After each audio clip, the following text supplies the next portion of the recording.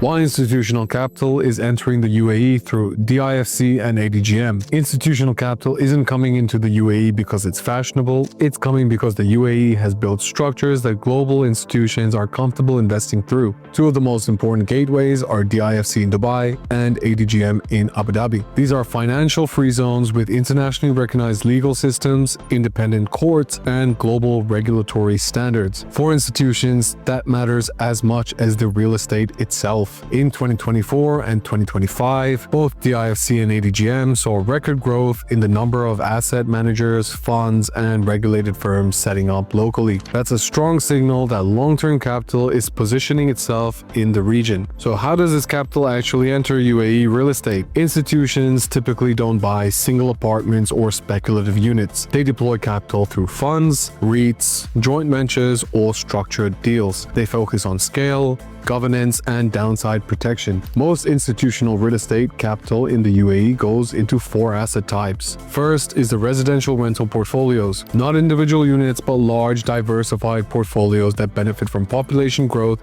and long-term rental demand. Second, logistics and industrial assets.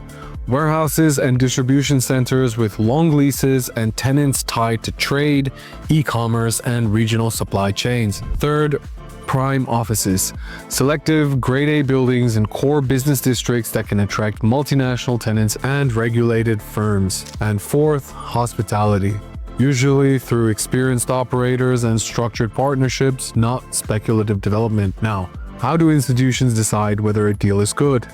They don't start with headline yield, they start with net cash flow. They stress test service charges, vacancy, leasing downtime, financing costs, and future supply. They assume conservative exit prices and ask who the buyer will be at exit, not just what the price could be in a good market. They also model downside scenarios. If rents fall, if refinancing is tighter, or if supply increase, does the investment still hold up? If it doesn't survive the downside case, it doesn't get approved. Risk management is a big part of this. Institutions care deeply about leverage levels, debt service coverage, tenant quality, and supply pipeline. They don't try to eliminate risk, they price it correctly. Compliance is another major reason DIFC and ADGM matter. Institutional investors need strict AML, KYC, reporting, audits, and legal enforceability. These jurisdictions are built to support that level of oversight. That's why you're also seeing more REITs, regulated funds, and institutional platforms emerging in the UAE.